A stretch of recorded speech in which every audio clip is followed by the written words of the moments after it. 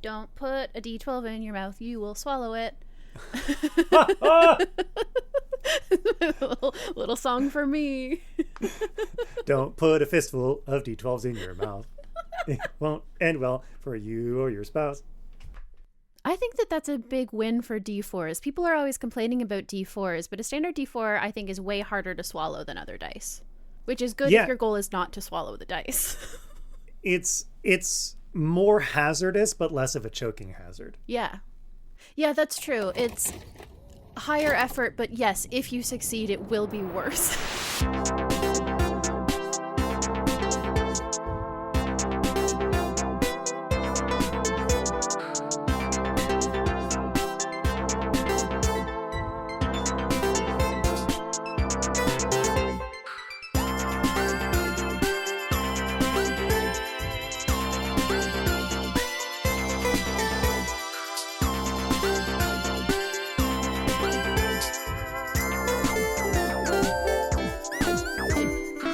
Welcome to This Should Be a Game, a podcast about adaptive media and filtering 90% of your life experiences through tabletop role-playing games. All three of us are here now, climactically, in the middle of this cornfield, which I don't know if cornfields normally just have like a spot in the middle that's sort of blank that you can have a showdown in, I'm realizing. Maybe that's standard. Maybe that is built into like an irrigation system for cornfields, but it's just for drama. Maybe that is an inherent part of it. I'm not a farmer. I am on this podcast. My name is Satah.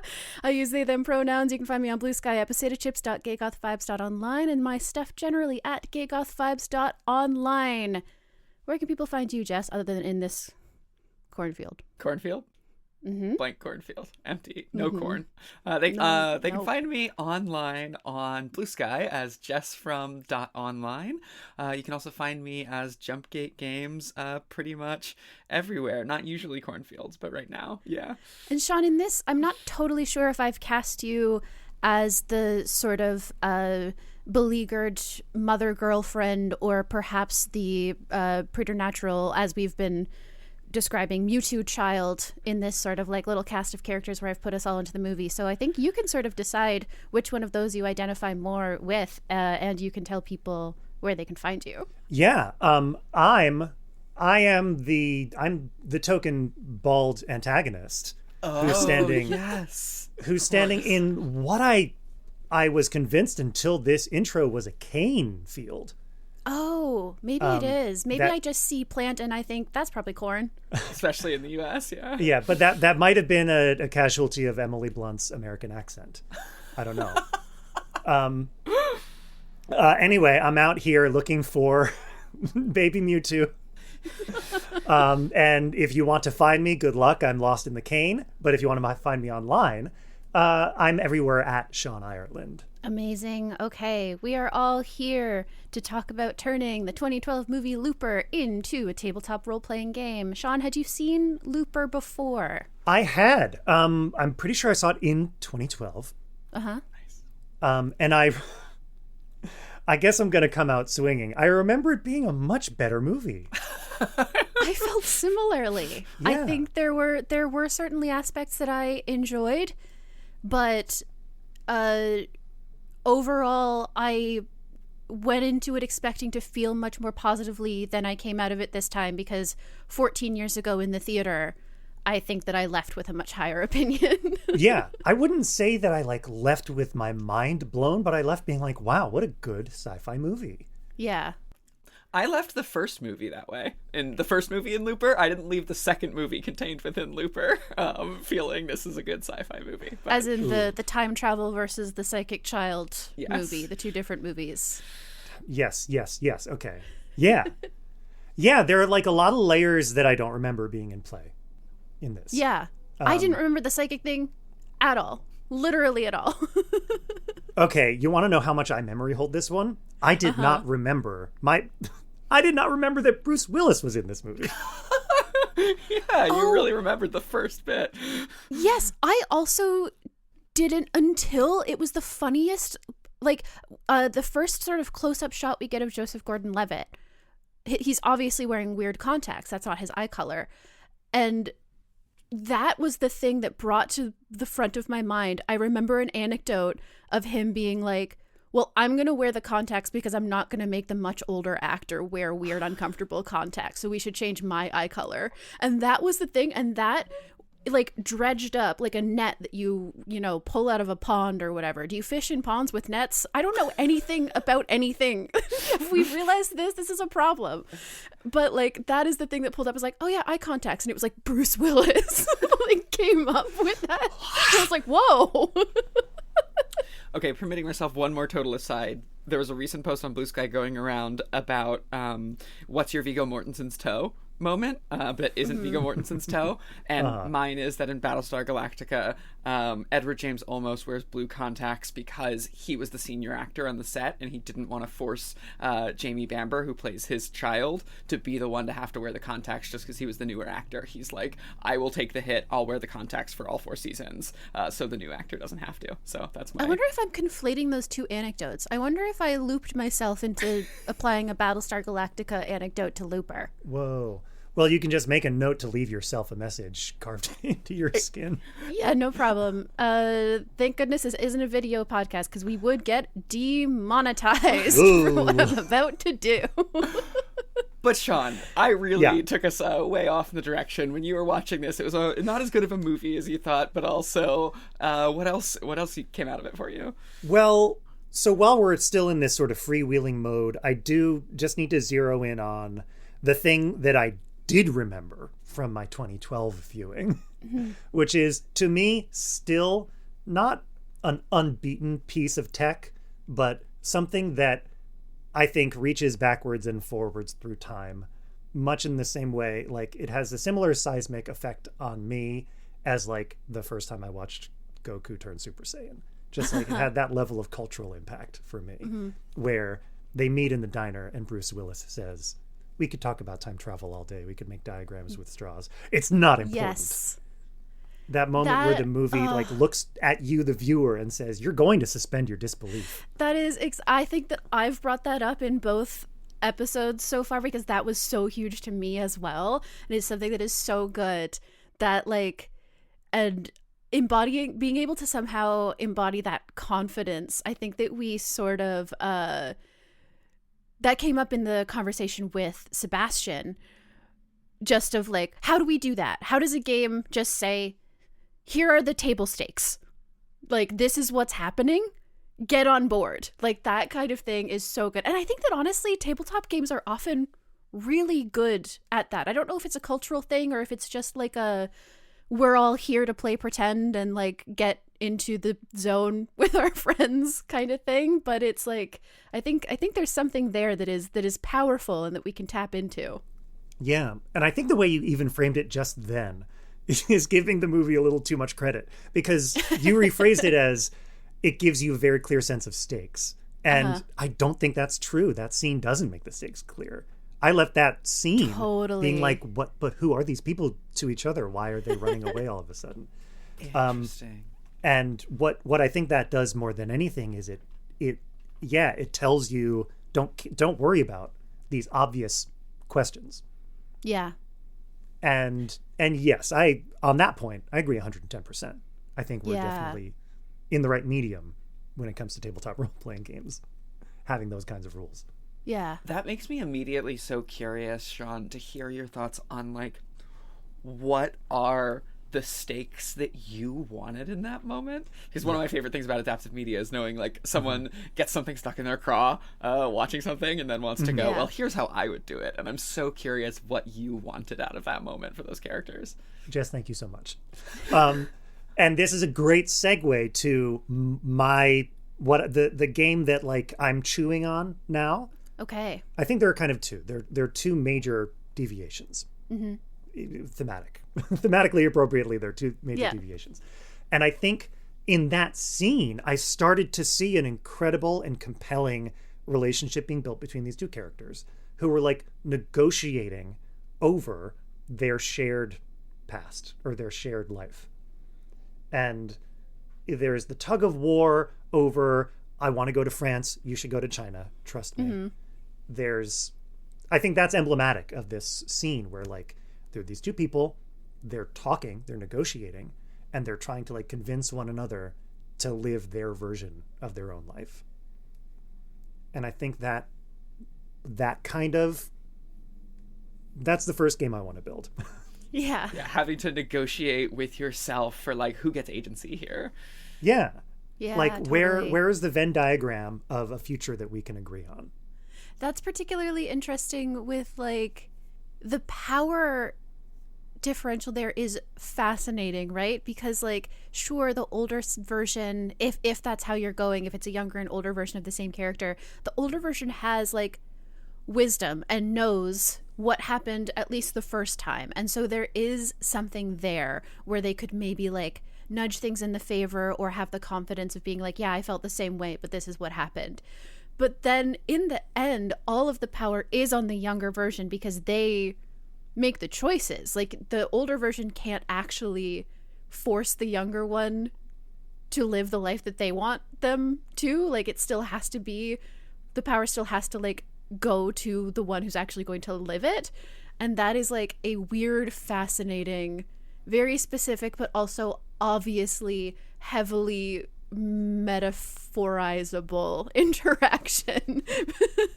And that's awesome. Right. I spent a lot of time thinking about the similarities between that relationship and like a parent-child relationship. Yeah, absolutely. That idea where it's like, I want you to live your life the way I want you to live it.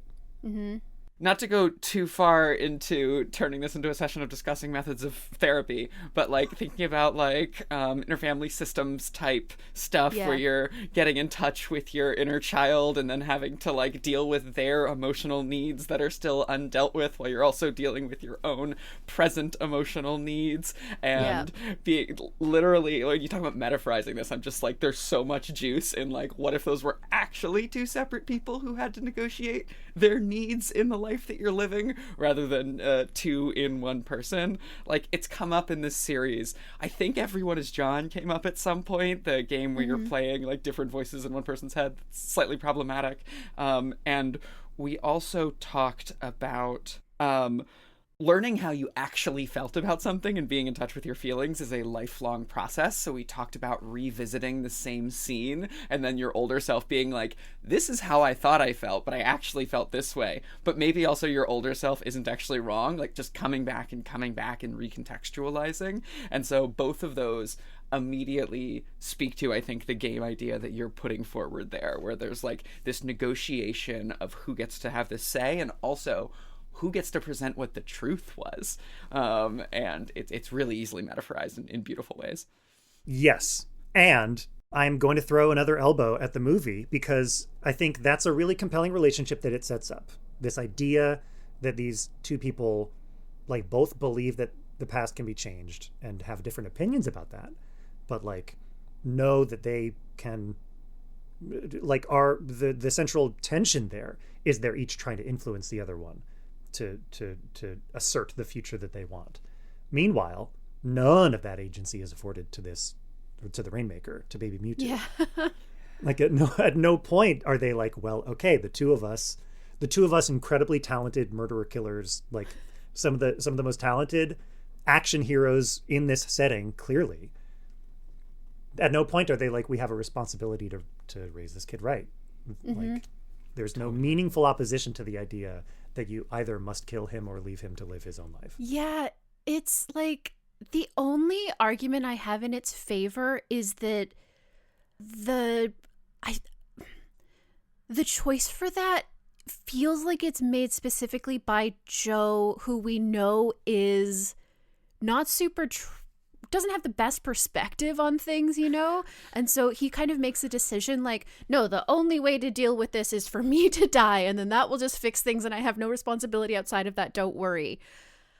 And I don't know if the movie co-signs that. I think that it kind of does, in that it's obviously a heroic sacrifice that is treated as like, this was an action that could be done here and sure will work, but it is like he's a flawed character.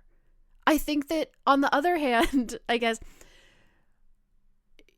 the movie has a certain overall relationship to masculinity, and more in a way that is obviously mostly a disaster. And so it's one of those things where it gets hard to know, like, well, do you think that this guy actually did make kind of a cool choice, even though it was tragic? You were like, oh, it sucks, but it had to be done. Or was there any aspect of like, actually, that didn't have to be done, but that is what happened? I really don't know. It's hard to say. I err on the side of like, I don't know that the movie puts forward that idea as much as the character does, but then I immediately trip on the fact like, well, but the movie put the character there on purpose. So I don't know. It's complicated. I feel a lot of different ways about it, like different. I think I talked myself in and out of it like 15 times while I was like in that sentence. So, you know. Sure. On the one hand, in that like corn/cane field, like intense situation where you're watching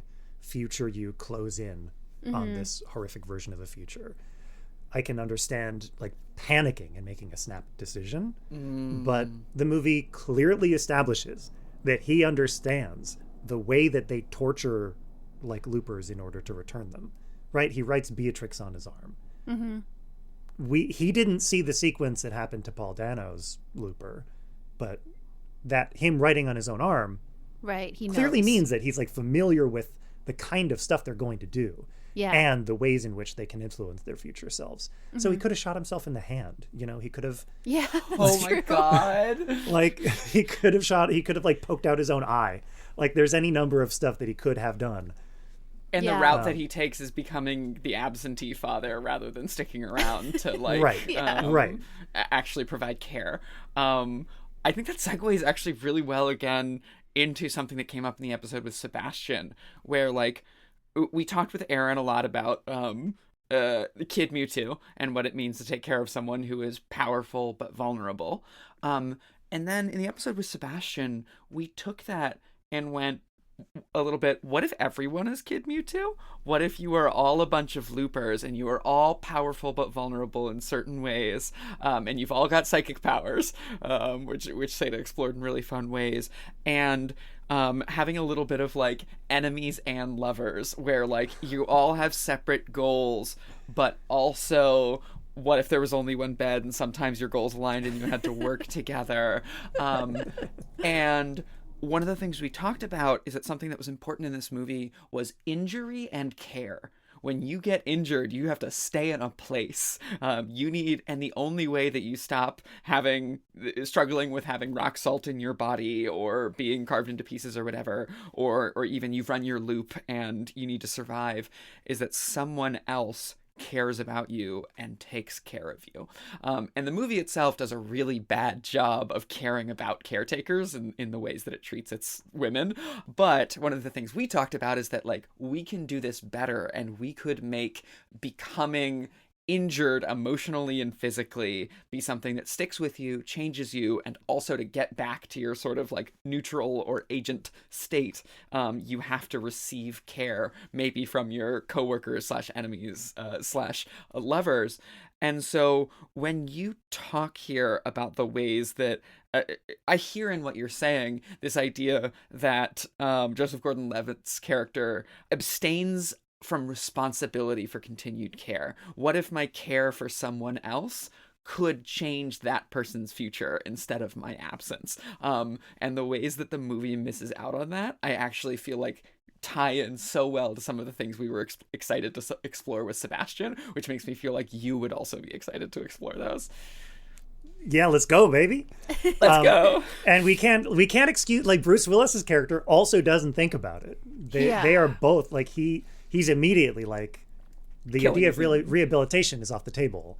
He will kill every child he needs to in order to make sure that the right child dies. Yeah, like, I've really like in the time between recordings have the reason that this movie has popped into my mind repeatedly has been how much the fact that like 3 or 4 other kids are just killed off screen, and they're like just no. I don't even think that I wouldn't necessarily. I don't think that this was the movie that would do a good job of exploring what any of that means, but it's like the fact that there are now just several grieving and possibly also injured families off screen that like Joe's death doesn't do anything to help them. For sure. Like, it's just like, damn. Because I mean, this is the thing, like, this is the thing that's really funny about that thing I love that the movie does, which is say, we're not going to think about how this works, is that when I start to poke at the movie and I go, so the thing is, I do need a little bit of information about how this works to like judge how I feel about some of this stuff. Because I mean, it seems like young Joe dying doesn't mean old Joe didn't come back and do the stuff that he did. Those kids are not now alive or whatever, like we're not in one of those like we're not looping actually, like it's not like or rather we are, but then the loops diverge off, I guess. It's just like there's now just you didn't fix anything you didn't fix anything in this moment. Maybe this kid is now traumatized correctly to not become the problem that instead of being traumatized. Yeah, maybe this specific trauma that this child just went through will not be the one that makes him into Rainmaker, but will instead make him into something good. I guess, seeing his new cool father figure shoot himself in front of him. Yeah, like father figure / older brother figure, like somebody who he clearly likes better than his mother by the end of the movie. Yeah. It's also deeply, what are you? Yeah. But I do want to Jess, I want to circle back to the game that's been crystallizing over the last 2 episodes, because the game that you just described is way too interesting to be a looper game. Let's go over that briefly, just while we're here, so you sort of have like a baseline, Sean, to respond to, if that's okay. Yeah. High level, we talked a lot about the idea of using sort of like images, like physical or real, like screen caps of movies, pictures from magazines, whatever, that you are like basing a lot of stuff off of. It's like, this is an image from your future or your past. We are going to add context to it to figure out what happened here. So there's a lot of that, like, I'm in front of a judge and I think I'm going to jail. And then by the time we get there, we realize I'm the star witness, that kind of thing, or the opposite. Seems more likely, but I'm also a play to lose type person. So of course I think that. And we have circled a lot of different things. And one of the things that came out with Sebastian particularly that was really cool was the idea of having a sort of like antagonistic GM relationship, which I'm sure you, as somebody who worked on Triangle Agency, there's literally nothing to add there, so we could just go right on past it. But the idea that basically like the GM figure is sort of a like air control for time travel, sort of like giving assignments to all of the like looper player characters and trying to guide them, and that there's a certain aspect to the game where you start, like, the players time unionize against the boss to be like, actually, you don't control our future, we do, we're going to take it over, whatever, blah, blah, blah. And just to briefly mention the psychic thing was that I really wanted to tie together the psychic thing and the time travel thing. And so I was like, what if in our game, in the world of our game, the reason that you can do time travel is that you're a little bit psychic. And so you can loop into the time essence or whatever. So this time travel agency finds people who are a little bit psychic and they're like, awesome, come do our time travel stuff because you can. And then we also tied that into the sort of like looking for those more characterful moments of being like, also, maybe one of the reasons you can do time travel with your psychic energy is that you're not, heavy air quotes, wasting that psychic energy by connecting with other people. You're a loner, you're isolated. And sometimes if you like siphon that off by like caring for people and making real connections, it makes you a less financially efficient time travel employee. And so we really want to discourage that. Are there any details that I missed there, Jess, that you would want to bring in? That's definitely the biggest stuff. The one other element I think I would want to just like add as something we were playing with is a sort of red string element to those photos, and the idea that you are like connecting and putting them in relationships. So you have these still frames that you're interpreting.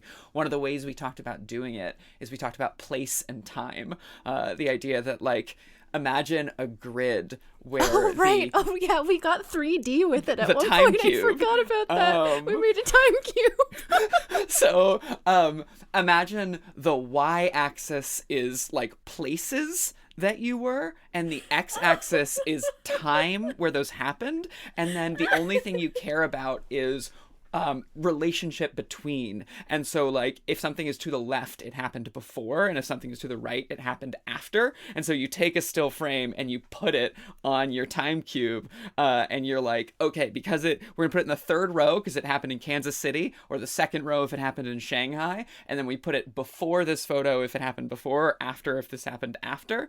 And so we're arranging these moments almost like a map making game, but the map is not just in physical space, it is also relationally in time. Sebastian was like delightfully so into the idea of a D12 for a time game, which makes so much sense. Yeah, I have one in my hand because I wanted to remember to bring that up. I literally grabbed it off my little desk dice pile to be like, oh, so D12s are important somehow. And so we were Wouldn't you all about, use a D24 up in Canada?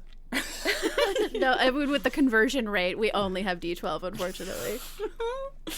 And we talked about, like, do you randomly visit photos, and then if you roll the same photo multiple times, you, like, have to reinterpret, or, like, that's what triggers a diner scene, like, the first time through, the younger self is interpreting, and then when you hit it a second time, it's like, now we get together and talk about how each of our characters interpreted it. Oh, I do want to bring up that because, Sean, you expressed interest in that sort of, like, younger version, older version talking, one of the elements we talked about early on was the idea that everyone starts just playing a character, and then once you feel you have enough of a sense of someone else's character, you can play their older version. Like, we want to give people some time to, like, establish who their character is so that there's a little bit of, like, the older version just doesn't come out of nowhere and they're not being developed at the exact same time. But if you see your friend play their character for a little while and go, I think I've got it, I think I know what you're going to grow into, you can sort of claim, like, I'm going to come into this scene as your older, as older you, and we can talk and we can, like, you know, there will be some element of the game that is doing exactly what you were talking about. That was one of those moments where I was like, yes, this fits perfectly into what some of the stuff we've been discussing, which is so satisfying,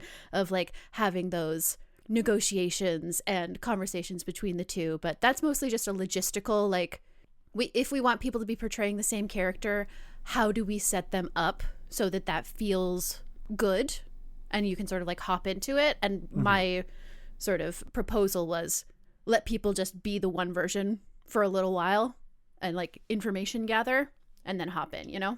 Got it. And I'm from the studio. I'm here to shake things up a bit. Okay. Let's go. I think that idea that like you could hover in the background, like everybody's playing present Joe, their own present Joe. And we were sort of like hanging back, watching one another, appreciating one another, and then saying like, I got you. Yeah. Is really cool. And unfortunately, I'm going to change it.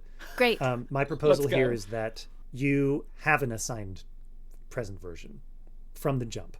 You also have a paragraph or even a single sentence of like a future that you need to come to pass. Like of your future? Yeah. This is like you like it could be as simple as go to France. It could be write a book. It could be like marry this person by this time. Is it want or inevitable? Is it in character you want this to happen, or out of character you as a player are going, I have to take myself to this point?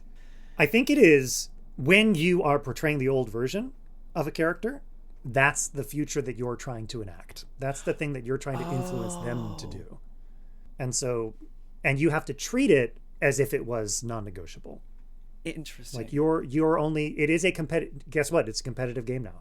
And you can only win if that condition comes to pass. Interesting. And is the young player defining, like, here's what that goal, where does that goal come from? Does it come from the game? Does it come from the young player? Does it come from the old player?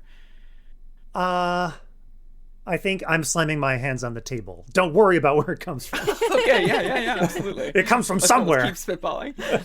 I would love to tie that to the like screenshot thing. Ooh, if we could, right. like, Yes. rather than a paragraph, having like, here's an image that we want, and maybe if we're doing all this context changing, then we maybe even talked about something very similar to this, which is like someone, whoever, it doesn't matter who, somebody puts it down on the table and is like, here I am, every time I keep wanting to return to the judge example, and then I keep thinking about... Yes, Sadie, are you okay? Are you going through something? I just keep thinking about how in the Martian episodes, Caleb kept bringing up the face on the rocket thing, and then I kept bringing up the divorce thing, and then later, after the episodes came out, Caleb tweeted, like, I have a curse where I think of a really good example, and then I only ever reference that example.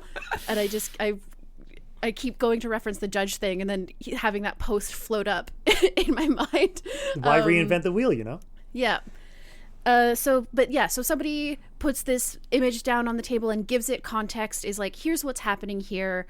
And then there's some sort of ongoing negotiation about what is actually happening there, I guess. And maybe is part of what you're saying is, if this is the idea that at least two people are fighting to have their interpretation be the correct one, however we're judging that, or that like everyone involved is kind of changing it and like coming towards a new thing. Maybe there is a score of like, I think that my interpretation was the most correct, or that kind of thing. Like, yeah. What I'm thinking, and again, these are infallible notes from the studio, therefore non-negotiable. Thank goodness. Thank God. I'm thinking, right, I have in my notes Dixit, like exactly the mechanism that you're describing, where you have like maybe, or Mysterium, right? A set library of talked about visual touchstones. That's the you're a ghost and you're trying to get them to solve your murder through abstract painting or whatever. Exactly. Right? Yeah. And I think the way we're like sitting at a table, we're not playing a video game. The tool that we have to like replicate Bruce Willis having these like flashbacks and like consulting his own memory in order to determine what happened. Mm-hmm. You are consulting your own memory to like think, to like try to convey what's important by placing an image somewhere on the time cube. Yes. Right. Absolutely. So you have your goal. The goal is go to China. You can't say what your goal is. Maybe when you're acting as future you, maybe for the first third of the game, you're trapped in the future. Present you isn't strong enough to loop. You're trapped in the future, and you can guide your chosen person by sending them these messages. And it's up to them to determine A, what the message is, and B, whether that's the future they want. Like, and then there comes some halfway point, or maybe 2/3 point, where the two players decide whether they're going to end competitive mode or cooperative mode. Yeah. That's me coming in hot with a pretty blunt instrument to try to manufacture that situation where these two players, where we've set up a dyad relationship, setting up a scenario in which they have two strong, potentially opposed opinions, and then they're stuck in a negotiation over whether, and to what extent those varying visions of the future come true. Yeah, I think that we can, like, hinging a lot of this game off of that type of negotiation feels huge to me. Like, having those, like, the visuals that we're sort of, like, fighting to push our contexts onto and that kind of thing. I think that I especially like the idea that it can be both cooperative and competitive. Like, sometimes you are all working together to be like, here, the GM, the time cop, whoever, put an image in front of us and said, this is what's happening. This is what you need to change it to. And so you're trying to do that. But then there's also maybe, this is what's happening. This is what you need to change it to. And then you also have your own agenda. So maybe you're, you know, pushing things around a little bit. I like this, a very silly, it could be you have a brand deal. You have a brand deal, and there was a viral video that got filmed at this moment, and so now you're going to make it so that this person is wearing a t-shirt that has that thing. There's a lot of Ask the Agency energy generally in the like pushing of context around, which of course, but I think that having that as like a fundamental thing that changes flavor depending on what, like, that it's cooperative, that it's competitive, that it's asymmetric, and changes a lot, feels like such a good, just general thing to hook this whole thing on.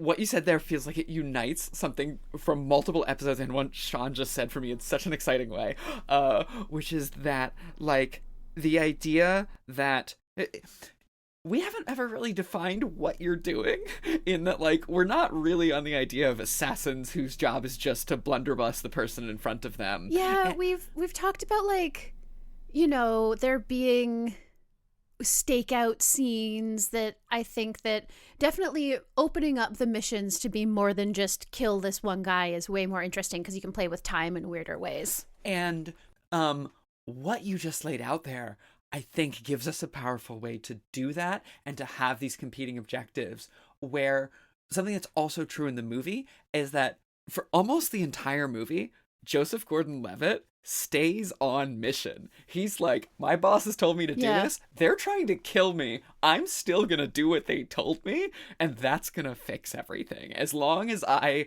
actually do the thing I was supposed to, everything will go back to being fine. I'm a good boy. I do my job.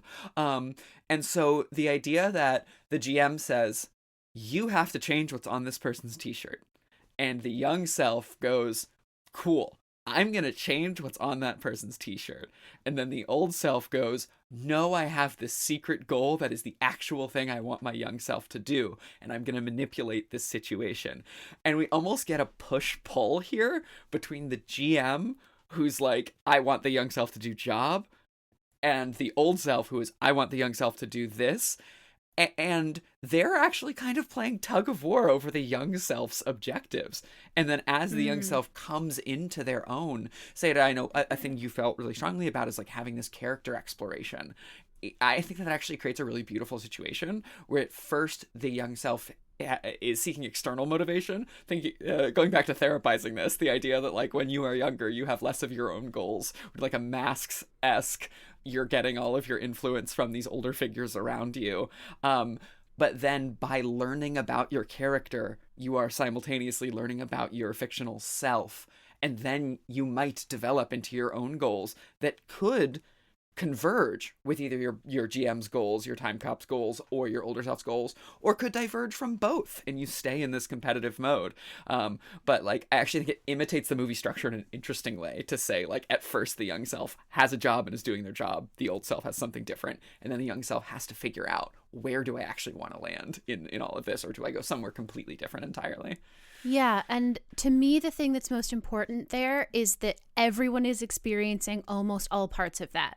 I think that, like, I do like the idea, very rare for me, I do like the idea of keeping a GM type role who is doing one specific thing. But other than that, I really like the idea that everyone is playing a younger version and an older version. And so they are, like, Completely agree. Nobody is only in the driver's seat of, like, I'm making the choices, I'm the younger version. Everyone is all of them, and everyone is getting to experience different parts of that dynamic, depending on the scene and depending on the setup and that kind of thing, just because I like sharing that stuff around. I think that's fun. For me, I'm curious to explore a version of this where each person who is playing a future version is not allowed to say who they're the future version of. Oh my god. Ooh. But they're allowed to influence any scene. Yeah, that's interesting. One of the things that it sounded like you were saying at a certain point is that, except in very specific situations, the future selves maybe don't talk. Maybe they only, like, give other, like, they can communicate, but in very specific ways. Right now, in my mind, I think they can't, like, there are phases to this game. In the first phase, they can only send the like, Mysterium style images. Yeah. In the second phase, they can, like, send people, or, you know, like, they can send events to you, or things that they've set up somehow. I don't know. And then there's, like, a high investment, highly risky move where they can join a scene towards the end. Right, and we get the diner scenes. Right, where we get the diner scenes. Where we get the diner scenes, or where we also get team ups, you know, where they're like let's hit this bank. Together, let's go to court and defend this witness. And that does imitate the movie structure. One of the things I really like about that is that it gives a lot of room in the early game for the younger present selves to form those relationships and get more complicated and that kind of thing. Like, putting the older self sort of, like, off to the side, like being an active narrative participant and like shifting stuff around, but not being like, not necessarily taking up table time in the same way, lets everything get more complicated and interconnected by like seeing those relationships. And of course, I'm sure that some of the older selves will have opinions about some of those relationships forming. Like you can't make a new best friend. You can't make a work best friend. You need to go meet you need to go meet your real best friend. Right. If you have a work bestie, you won't go meet your bestie who you then start a business with that made me enough money to stop being a time travel assassin. Yeah. Guys, it's with a heavy heart that I inform you that this has just become a mega game. Let's go. It's the mega game This version happens. in the third episode. It happens. It's a mega game. Sorry, guys. You know, I never, until this podcast, and maybe it's also just a symptom of my, you know, mutable interests, I never realized until making this podcast how close all or a lot of TTRPGs are from just becoming a mega game. Yeah. They're a lot closer than I would have said. It's not carcinization. It's just the fact that we humans crave a mega game. It's human nature. So tell me about the mega game version of this. Well, what is it? Jumping off of something you said, where you're like, in a rare exception, I, Satah, love the idea of a GM in this role who's got a fixed role. They're not a GM. They're not setting scenes. They're just they're adjudicating it. Like, they're interesting. They're tending to the fictional reality, and they're tending to the consequences, and they're like moving all the bits and bobs. Facilitation team. They're facilitating, but the people who are the characters are the ones who are driving the story. I think that, like, I'm envisioning we're playing this in like a high school gym that's converted into a cafeteria that's converted into a multi-purpose room. And on the stage, there's a big screen. On the screen, there's a big meter. That's the Rainmaker meter. And at some points during the game, child Mewtwo. Like on the left side, it says child, and when the meter's filled up, it says Mewtwo. It's a lasers and feelings hack now. All right, roll for Mewtwo. No, and like at some point, a scene is going to resolve, and the judge is going to go up and tick and fill in one box towards Mewtwo. Amazing. And collectively, all of the present people are going to be like, fuck, what did we do? Like, we're trying to stop this.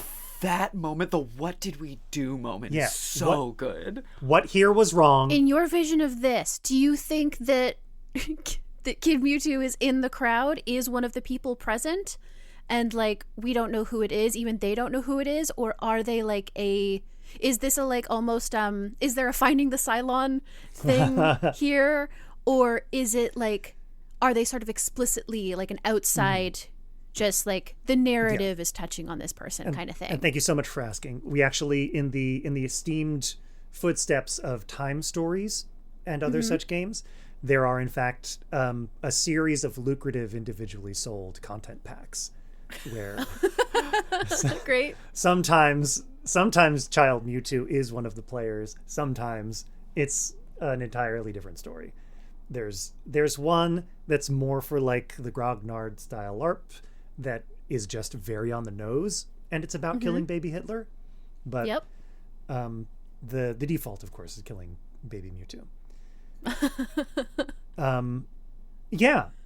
I think the idea there in this iteration of it, you as a player are not playing both a present version and a future version.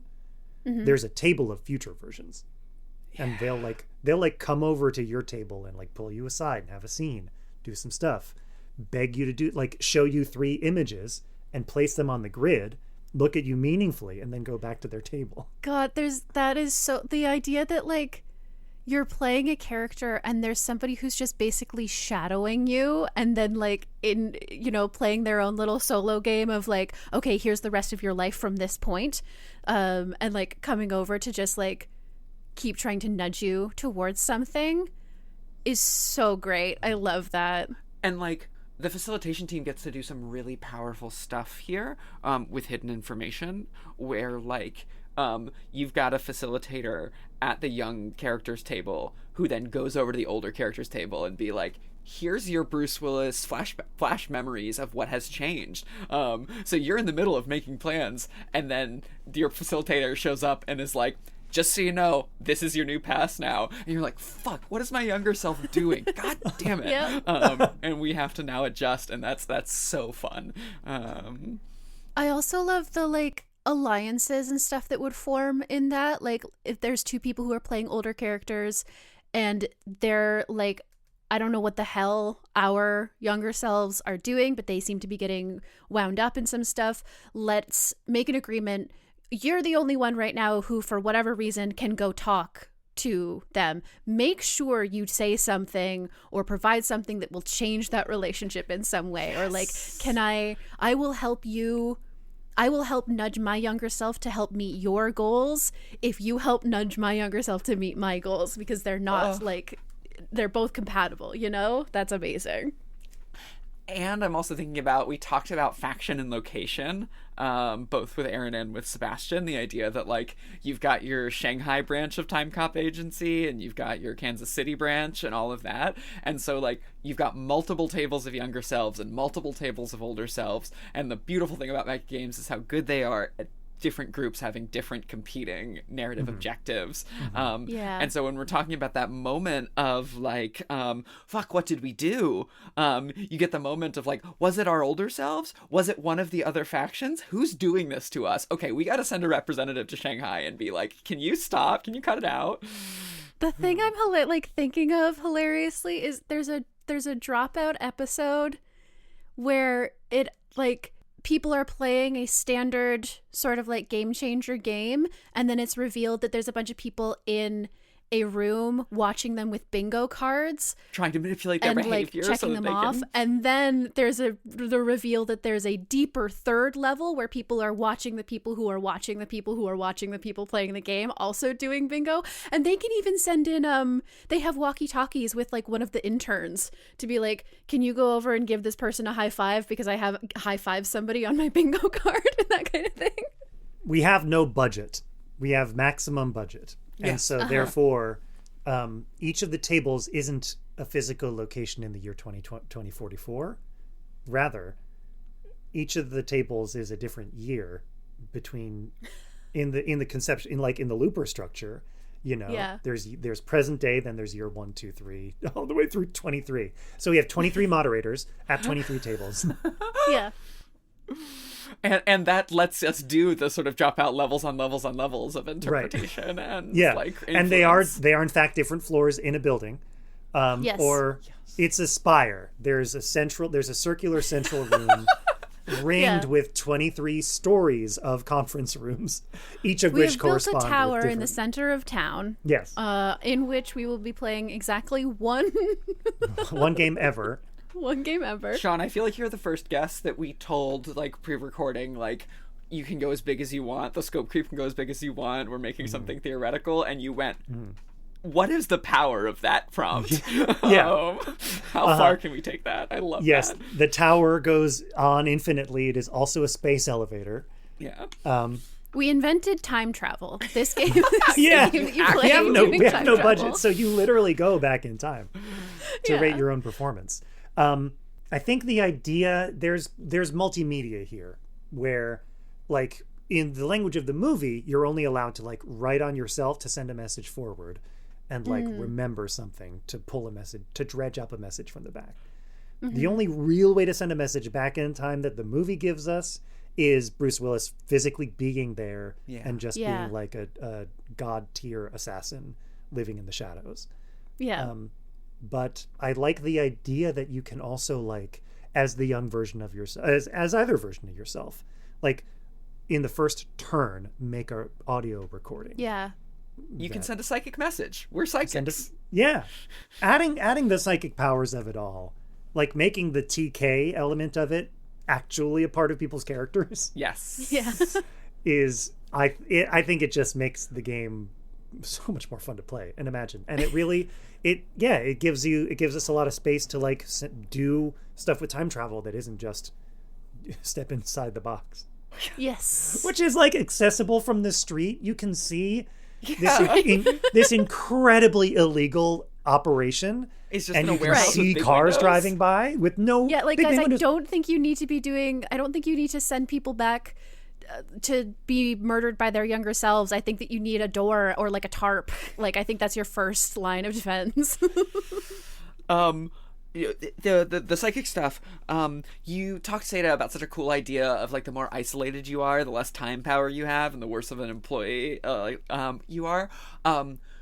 In the mega game version of this, like, what if your ability to send messages and influence things in the narrative becomes affected by the relationships you form? So like when your young self starts developing these alliances, you weaken yourself in other ways. You have the power of social alliance, but you lose some mechanical power, and then you have that, like, it actually makes the push-pull like kind of real, of like, I am weakening myself by drawing upon the strength of community and relationship. And that's like that push-pull is like, that's a pretty intense, let's have a safety discussion Nordic LARP-ass thing, but like I think it could be cool.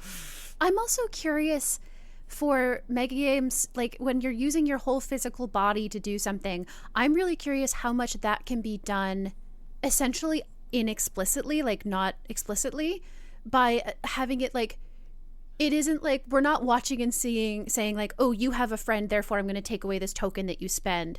But it's just that like you have stuff that you can only do when you're by yourself, you know, like, and like other people can only, they're thinking of a game that I played at fucking leadership camp when I was sent to leadership camp because I was a leader in high school. I've also been to leadership camp, so I'm so excited. I have a lot of very funny, very indicative of my personality anecdotes for leadership camp. Never heard of a leadership camp? Oh my Never goodness. heard of a leadership Welcome camp, to the leadership camp industrial complex. It's a whole thing. You're being indoctrinated to become leaders? I mean, I have no idea if it was the same experience for Jess, but for us, it was sort of like more of a, the teachers would note students who are like active in the high school community and then be like, go to leadership camp to sort of nourish that, which one of the very emblematic my personality anecdotes that I have is that we were all in a room, a bunch of like 16, 17-year-olds talking about like why our school is the best or whatever. And we were all going around a circle and being like, here's why our school was the best. And we got to me and I went, so I feel as though maybe we're not the best judge of this because by nature of who gets sent to this camp, we're going to have a very specific relationship to the school. And so maybe this isn't like we probably don't have the best perspective as a group on what is great about the school. And we might not see where other people are struggling because clearly we don't in these specific ways. And then at the very end of the leadership camp, we all had like little things where we all like signed like basically like a little mini yearbook, like be like, yay, here's a nice thing about you. And like 15 people wrote on mine about how brave I was because I kept being like, I don't know if this is helpful to anyone who isn't us. So that was me. In the DC area, anyway, it at was leadership for social camp, climbers who wanted to be sure, in that makes government. sense. But Yeah. Go ahead. Sorry, I won't derail us anymore. At leadership camp, one of the things that they did to encourage people to socialize was have a camp-wide version, like a game called like Assassins or something, where it's like, you know, you are given somebody's name. You have to, if you find them alone, if there's no other people within 3 meters of them or whatever, you can walk up and be like, I got your name and now you're dead or whatever. This was to encourage people to be social and never be more than 3 meters away from other people or whatever. Being me, I was like, I don't care about this. I care so strongly about the things I care about, but I was like, I see what you're doing and I don't like it. Don't try to manipulate my behavior by saying that somebody will fake kill me if I'm alone. I'm going to go read a book. Anyway, stuff that people can only do when you're alone. And so there's like, you have stuff that you can only do when you're alone, and maybe the older versions can come and talk to you when you're alone, and it's like a proximity thing. And so it isn't like a literal, hey, we notice you made a friend, you can't do this thing, but just sort of enacting in the like rules of proximity. There's stuff you just cannot do if you're in frequent connection with other people, you know? a classic design element of mega games is just use of time pressure and social communication. Like, you have 20 minutes in this round, and you need to talk to more people than you can talk to in 20 minutes. And so I think that plays super well into that, where it's like, the more social relationships you are trying to maintain, the more you need to spend time going to different group meetings or like meeting up with your present selves. So if you want to be alone long enough for your old self to notice and come talk to you, like, you just can't have as many social relationships as you would if you're not doing that. So I think there's absolutely a way to make that sort of implicit, especially with like a ticking clock. Yeah. And the subject material gives us, I think, a really great language for it, where the more connected you are to the world around you, and the more eyes you have on you, the more liable you are to create a paradox if you mess with time. That's fun. It is. The facilitators handing out paradoxes when certain rules, like unspoken rules, get like broken. That's awesome. Or like a way that meter could be represented is every time you like make a formal alliance with somebody in some capacity, you like lose 1 unit of psychic power. God, asking leading questions to the older, this couldn't always be true because we want it to be changeable, but the idea of sometimes paradoxes happening because like 2 of the younger, like the present day or whoever version do something, and a facilitator just walks over and asks like, were you ever friends with this person? And they get to in that moment either go like, oh yes, no, I remember that happening, or they're like, no, definitely not, and they're like, okay, interesting. Paradox or something, like just and of course you would have to have the facilitators asking leading questions all of the time in weird ways where like sometimes they make an effect and sometimes they don't, so you always have to answer it and you don't know what's going to happen. Have fun. God, that's so fun. And I'm realizing that we have just reverse engineered loose ends from Triangle Agency. Oh. Where your connections to the mundane world are the things that make you vulnerable. Yeah. That's funny. Yep. Oops. Yeah, a lot of Triangle Agency ended up sneaking into this in a way that like I did not expect. Oopsie which was poopsie. very, very funny. Well, we love synergy in this house. Yeah, in this house.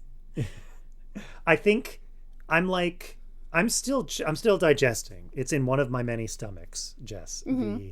The like idea that your psychic capacity or your psychic abilities are impacted by how invested you are in like year 1, 2, 3, Shanghai, etc. Mm-hmm. And I think I'm imagining 2 different ways that it could maybe play out. One is you're like in doing inventory management, where at the beginning you're alone and all you have is room for psychic powers. Or at the beginning, more realistically, at the beginning, the thing that differentiates the young from the old is that the young players all have only relationships and the old players only have psychic powers. And it's about them going on their respective journeys to like make relationships, lose relationships, learn psychic powers, etc., teach psychic powers.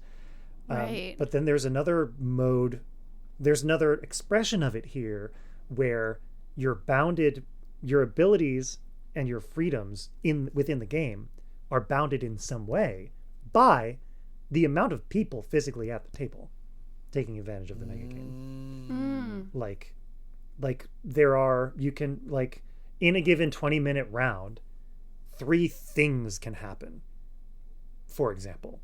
Yeah. And if you're the 4th person to show up at a table, like you either use a special move to replace one of the people who's there, or you have to find a new table.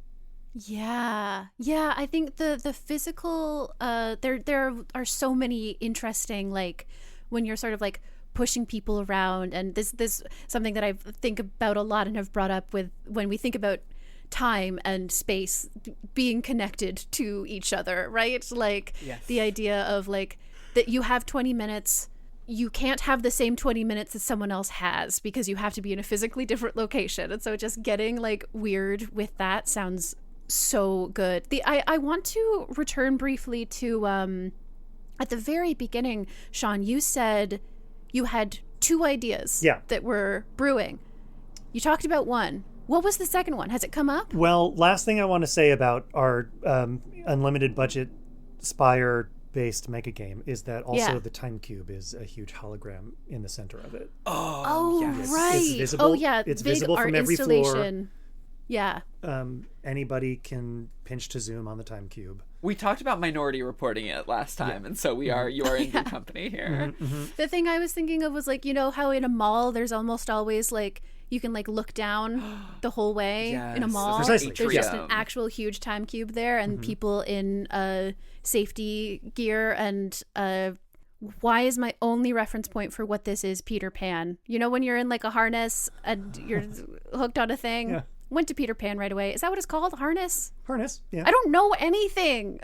You mean fairy dust, Satah? I mean fairy dust and happy thoughts. Yeah. Anyway, we have an unlimited budget. We can afford happy thoughts. Oh, thank God. All we need is $80 billion on this Kickstarter to get Looper No the mega problem.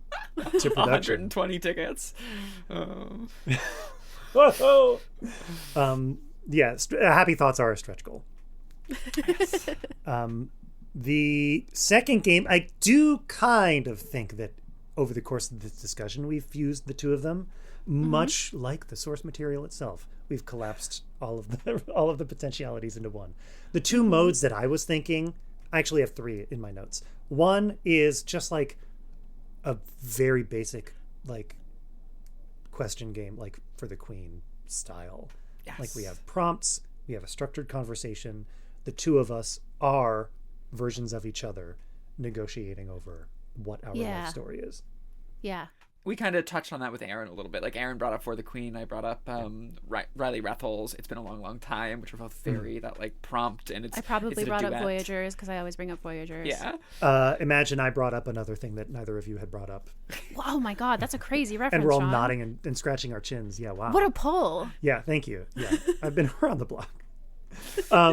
Second version is sort of like maybe the action TTRPG version of this mega game that you kind of already had mostly baked by the time I showed up to the scene, where we take a few assumptions about the game and then I slam my fists on the table and I say, we don't worry about the rest of them. Where we both agree that Baby Mewtwo is bad and is going to happen. And B, we are asymmetrically co-op trying to like use our respective powers to influence the present and the future. And like we have a shared goal and we have limited means of communication, like the time cube, etc. Oh, it's the idea that you're sort of like, rather than having a, you know, present moment and a future moment, that you are like, there's someone who's slightly before and someone who's after, like, and you are leading, like the kind of thing where it's like, listen, in 2 days, it's the point of no return. And so you have 2 days to change some stuff, and let's work towards that is really fun. I think this is actually a little bit the version that is the movie that we almost did for this season and didn't. This is the Tenet version of the Looper game, where you're both converging on a certain, like, one point. You're both coming from different directions. And in Tenet, that's a little more literal. In this one, that's just a little more, you have the perspective of the future and you have the agency of the past, and you're trying to, like, come towards manipulating one event. But I just love that that's sort of touching on like what are the other availabilities in the time travel world and how do we pull them into Looper. Yeah, in that game, my notes here, it's you're trying to prevent the Rainmaker from coming to power, and so the phase of the game is kind of two-tiered. First, you're trying to identify the Rainmaker. Yeah.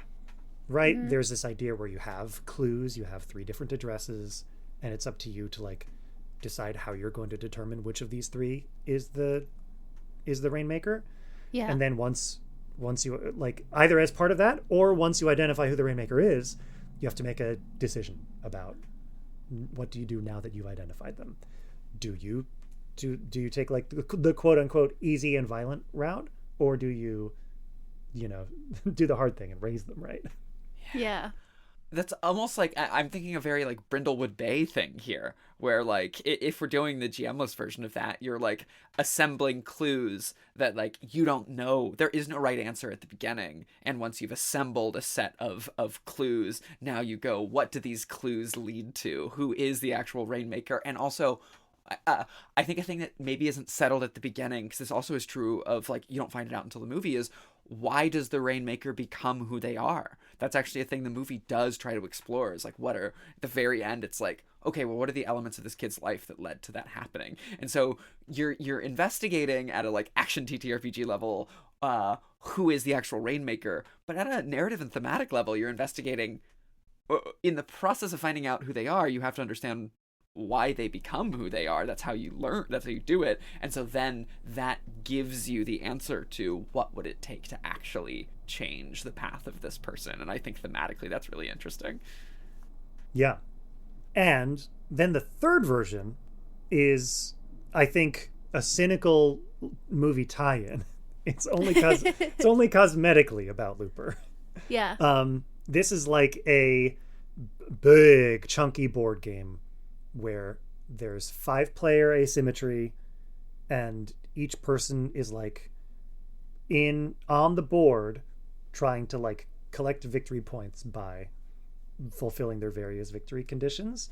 One of you is playing Joseph Gordon-Levitt, one of you plays Emily Blunt, one of you plays Bruce Willis, one of you plays Jeff Daniels, and like you have different resources on the board, and you're trying to like either get this guy or kill the kid or protect the kid or raise your crop. Yeah. And I think it comes up this late in the game because I think it's the least interesting one. I want to go back to the Spire. I want to go back to our mega game. Yeah, absolutely. Because I realized that that we've been artificially and in dissonance with the source material, we've been only limiting ourselves to 2 versions of yourself, when in the movie there are 3 versions of Joseph Gordon-Levitt. Oh, because there's the one he kills right away. Yeah, that's true. Unless we accept that that's a dream sequence, which feels really weird. Yeah. He does kill himself, and then from that point on, that version is the one who lives, and then goes back in time and fixes himself. Right. Sure. So that opens up an entire third cadre of player who is allowed to be running around making noise, don't know what to do. Yeah, if we can have like events that split timelines. Ooh. And have like someone come in as a character and like play with, so like I like the idea of playing with something you brought up at one point, Shad, was the like you don't know who is the older version of who kind of thing. And I like the idea of playing with that because obviously you are all different people, so for sure. But there is also what I've learned from people who are better at recognizing faces than I am is that you can often tell when somebody is the same but older. And so like there should be some probably kind of identifying thing, but maybe give people like an accessory. You have the same fucking necklace or the same whatever, but maybe you're allowed to obscure it, and that sort of symbolizes like getting face-offed and changing into a new person. You know, it's whatever. It's a weird sci-fi future. Of course you can look different from the future, but yeah, having that as an additional thing where you might have somebody come in halfway through the game and you're like, maybe you were just on one of the other floors and I just haven't seen you, and then you find out, nope, that's me because I made like a crucial decision point an hour ago and I didn't realize, and one of the facilitators went to someone, they were like, hey, you're now this character. You have to make your way to them or like do as you will. Yeah. The idea that like you don't that part of the game is puzzling out not just like which is older you, but which timeline of older you is the current timeline. And maybe the older selves don't even know like what is the most up-to-date timeline in which like, because essentially the Bruce Willis character who gets shot and dies is a stranded timeline. It's a timeline that like wasn't there at the beginning. The ending doesn't really exist at the end. It only exists in limbo in the middle. And maybe the older selves like don't actually know which one of them is the timeline that is like happening by the younger self's current set of decisions after the influence of all these older selves, and I think that's so fun. And I'm also just obsessed thinking about the absolute beautiful nightmare that this would be to facilitate. Not in terms of what is actually a nightmare in facilitation is when players aren't having a good time, when you have to negotiate the messy interpersonal dynamics at a player level, but like the holy fuck, how do we make sense of what everyone is doing here? How do we assemble the time cube? Where does this even go on the time cube? I love that. I think that's delightfully fun. Surely with an unlimited budget, we can also make it not stressful anymore. Yeah, no problem. To manage all those details. Yeah.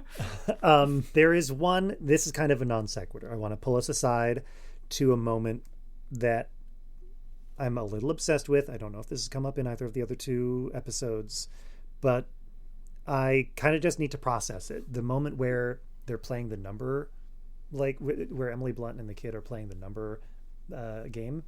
Right. They're running their times tables, and the kid, for some reason, insists that 3 times 8 is 32. There's a sequence. There's just one shot on the kid where she's like, "Okay, well then do it. Give me 3 8s," and he's like, 8, 16, 32. It's that first moment where we see a hint that he is dangerous psychically, and then Emily Blunt runs off to hide in the safe. Yeah, well, that's a moment where we see that he's dangerous, like, temperamentally. Yes. I guess I understand. Like, that's the movie telling us that while he is a child, he's also, like, unable to be reasoned with in a way that's outside of him being a child. There's a certain level of stubbornness that, like, can become a problem. Yeah, and so in a way that feels a lot like the movie telling us, no, he's evil. Like, you cannot rehabilitate this kid. Interesting. Or at least, like, there is evil there. It's not coming from nowhere. But I also want to turn this into a tie-in game, if we can. I don't know how. I don't know why.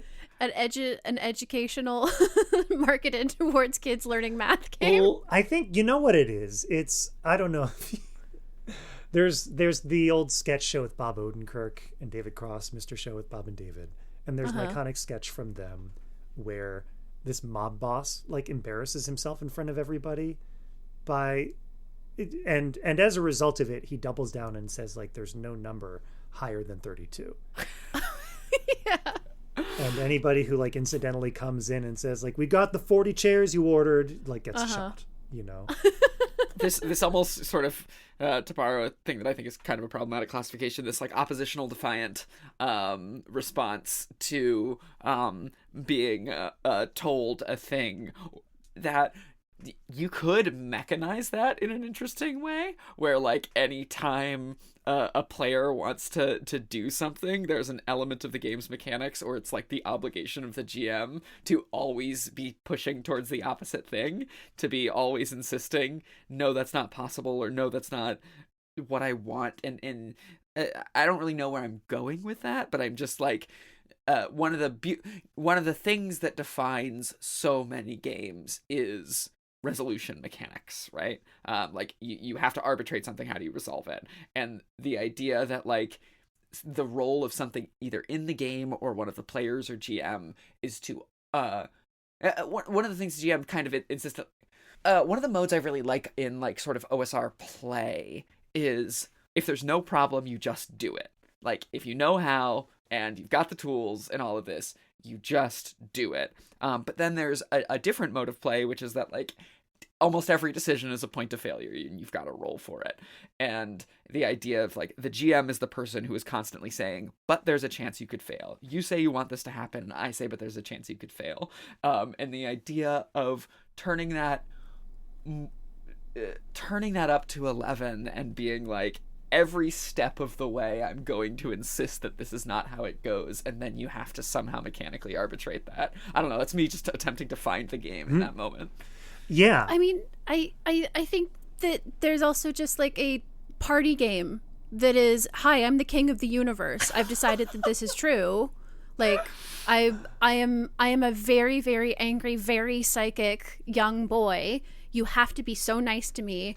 Blue doesn't exist. carry on. I start looking around the room. Like, holy shit, you better look around the room before I do to see if there's anything blue. And boy, you better figure out real fast whether I'm going to be looking at purple like, oh, that's interesting. I wouldn't say that's quite red, would you? Like, congrats. And like, it's just a stupid party game that is, I might blow up your brain if you don't make reality into what I say it is. There's this classic game that I can't remember the name of, where you're making the rules as you go. Like, everyone can like add a rule or subtract a rule or whatever on their turn. Some people will play it by like mail, and it just starts with like, you can add a point and you want to have the most points, and then you develop the rule set. Does anyone know what game I'm talking about? Like, you can find it free online. No, that reminds me of nothing so much as King's Cup, the drinking game. Yeah. That's literally exactly what I was thinking as well. But the idea that it's like that game, but rather than every person can manipulate a rule on their turn, there is one person who can add rules. There's the king of the universe that can add rules, and then everyone has to start playing whatever the new game is delightful to me. Yeah, I got two things that are brimming as a result of this. One, yeah, I think that's like, we talked about in the Spire. We talked about that moment where at the end of every turn you like look at the meter and like, does it get closer to Rainmaker? Yeah. Or like after a certain choice you like check the board. And I'm liking the idea that this like, you know, King of the Universe thing, that role, it just is the Rainmaker. And and there is some like preset rule where no matter what, if a player does something with the color blue, it advances the Rainmaker track. And that's like a thing that's not said, it's not announced at the beginning. It's just a secret fail condition that adds a little bit of murkiness to the water. Yes. For when these people are trying to collaborate on a shared future. The second there was a game. Oh, yeah, sorry, you said two things. Go ahead. Two things, and this is more of a conversational drift, but I think just in the like talking about this movie and kind of its place in pop culture, and specifically in video game and like gaming in general pop culture. But the idea of this imperious, I don't know if you said Sata King Baby, or if that was just how my brain translated it. King Kid Mewtwo. King Kid Mewtwo. But like that idea does feel like it's in this movie, and it feels like a really cynical view towards parenthood. Yeah. And I think that combined with like Joseph Gordon-Levitt's character's like approach, Gordian knot style, to the question of parenthood, just feed it. This whole time while I was watching the movie, I was really reminded of how this like either was right at the beginning or it immediately prefaced the like sad dad era of video games. Oh, like The Last of Us, like sure. the God of War new edition. Yeah. Like it got us into that zone, and it was like some of the first big media about people failing to rise to the challenge of parenthood, I guess. And those are my two things. Yeah. I found the game, if I can share. Yeah. It's called Nomic. It was made in 1982 and published in a mathematical journal, where it just starts by each player takes a turn, proposes a rule change that people can vote on, and rolls a die to add to their score. And you win when you get to 100. And the point is that the win to get to 100 roll a die immediately goes away as you completely go in crazy directions with the rules. And it was supposed to be like sort of a it was proposed, it was a game created by a philosopher, Peter Suber, that was sort of about the democratic voting and rules change elements of it. It literally derives from the Greek word for law. So that's the game. I was proposing Nomic, but instead of it being about democratic voting, it's about what if there was a powerful child who ruled by fiat.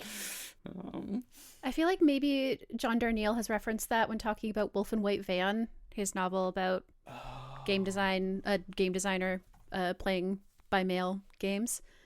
The other game that I do want to reference in this is a game that I played a very brief version, like I played very briefly, which is like, it's called Judge My Vow, and it's a game where you're all academics who are searching for the deep truth, and you are given weird clues that are things like, or the deep truth is something that is pretty wild. Like one of the examples is BQ, which is this ancient civilization that you're studying, conquered a peninsula by training giant war octopi. And then you're given clues like BQ people weren't afraid of the dark, or art frequently featured bilateral symmetry. And you are all academics with specific specialties who are trying to twist these clues into papers to try and discover the deep truth. One of the twists being that one or two of you might be conspirators. There also might not be a conspirator. It might just be the board who's the facilitator who's a conspirator. And that feels very like a version of that feels so on point here for like some of the we are working towards something, and like having the deep truth, like it all centers around this, like, you know, King Kid Mewtwo. And we know there are some things that, and because it was the clues that started to get me there, where it's like, okay, every round, the past 3 rounds, the meter has gone up. What do we have in common? Can we zero in? Is it something as absurd as this kid hates the color blue? Like, what is it? You know, can we start narrowing that down? Yeah, that's great. I think that's great. I'm so glad that we just sort of, I feel like we got to a really good place with the idea that we've been carrying through some of these episodes, and then just started going off into several different directions of like so many different ways that you could take this movie and turn it into a very, very different type of game, which I am so glad of. I think that is the ideal ending to one of these things. And before we wrap up, I want to ask Sean, were there any other, like, any notes, whether they are game or movie related, that you wanted to bring up? I've got one. This is secret bonus game. But it's a game where you do, in fact, sit there with a partner and make diagrams with straws to represent time travel. Yes. Oh, of course. Yes. This also seems to be a through line in this show for some reason, is what if we just get people to manipulate objects to explain other more complicated concepts? Is there a game there? Maybe. You gotta run the stapler around from The Martian. It was, yeah, absolutely. Just some stray observations from the movie. Yeah. The only other time in my life I've seen the word blunderbuss is in the D&D Player's Handbook. And so it was like, we already made it into a game, folks. Pack it in. Wow. You could play this with D&D. You could just play this. You could just do Looper in D&D, actually. You can just make a 5e hack. Whatever. You don't really need a game. And then also just like there's a scene where the Gap Man comes to the house. And they hide, like the kid brings Joseph Gordon-Levitt to hide in the like hideout tunnel. Yeah. And then they like just like crack open the door so that they have a clear view to the house, so that anybody who leaves the house could just see that there's a secret tunnel. No one in this movie, no person, no organization in this movie understands sight lines and open doors. But then they come back to the house. They just open it and they like blow its cover and they ruin all the grass cover on top of it, and then they just go to the front door when they could just climb back through the tunnel into the house. Yeah. They know where Emily Blunt is. She's in the house. She's in the house. Yeah, this is one of the premier fridge logic movies, which is like, I'm in it, I'm watching it, and then when I'm grabbing a bevy after, I'm going, wait a second. Oh, I thought you meant why didn't they do that? Because they also fridge as many women as possible. But it's two different concepts. It's Both. like one of the biggest loves fridges. Yes. Yeah. If there is a concept in movies that involves fridges, this movie is doing it. Search as much as TV possible. tropes for fridges and then just rack them up. And it's just a transcript of the movie Looper. Yeah. No, I think we've covered all the hits that I got to bear. Amazing. I looked up fridges on TV tropes and I found a picture of you, and you is Looper. The dictionary, the insult, the kids, I'm good. I'm done. Go ahead. Well, thank God we've Got now that one. addressed everything that we had to. That was the last thing. That was the final thing that really had to be in this episode for it to be complete. So, This has been fantastic. I'm so thrilled. We have successfully turned Looper into approximately 30 to 40 games, and that's great. We have a game for every timeline. Every single timeline now has its own Looper game, and that's exactly how it should be. Yeah. I'm so happy. This has been fantastic. Sean, do you have anything that you'd like to plug? Anything to direct people towards? Yeah. You should definitely check out what we're doing at Haunted Table if you're not already familiar. And if you or somebody you love is based in New York, I produce a live show called The Legend of You, where we turn everyday problems into epic fantasy quests. And we're performing monthly starting in June, so it's not too late. Hell yeah. Is there somewhere people can find more information about that? Yeah, we're on Instagram at thelegendofyou.show. Oh, I'm so excited. That's amazing. That's so cool. Thank you. Jess, how about you? Anything to direct people towards? Yeah, you can find me online as at jessfrom.online, particularly on Bluesky. You can find my games at jumpgategames.itch.io. You can also find my game that I co-made with Riley Rethel, Galactic and Going Rogue. Probably still in late pledging at this point. Sure, you can check. It might be there on Kickstarter, Galactic and Going Rogue. Yeah, you can find me on all of those places. Perfect. I have been Satah. You can find me on Bluesky at satahchips.gaygothvibes.online. You can find my work generally at gaygothvibes.online. You should join the Haunted Table Patreon. $3 or more USD puts you at Ghost tier, which gives you access to the full big playtest document of the House Edge, which Sean and I are 2/3 of the people who are actively working on it. Not 2/3 of the entire team, because Claymore and a bunch of incredible Codicy is doing some illustrations. Claymore B. Everett is going to be doing some incredible illustrations. Lots of people are involved. I got tripped up on the numbers. Sean and I are working on this game. We're some of the people who are working on this game. It's got time loops in it. That's why we're here. You should go check it out. There's a big old playtest document. You should also, I realize, for some reason I always forget to plug this, go listen to my actual play podcast Folio, where I have people play solo games by themselves, as you may expect from what's on the tin, and then I edit them together to sort of show the full breadth of single-player TTRPG play. It's really, really fun, and it's a project that I took a little bit of a break from at the beginning of the year, and I'm excited to be back at it with a more sustainable approach at this point. So it's great. It's a good time. It's weird. Good, fun, hooray. Okay, end of plugs, end of podcast. We did it. This was amazing. Thank you so much for being here, Sean. This was wonderful. This, of course, has been... Thank you, Cris Viana, for the logo and the theme. Thank you. Here we go. I got this. Thank you, Cris Viana, for the logo and general graphic design. Thank you, Nicky Flowers, for the theme song. Thank you, Sean, for being here. Hooray. Thank you, everyone, for listening. This has been This Should Be a Game, a podcast about the moment where you say, this should be a game. This should be a game. This should be a game?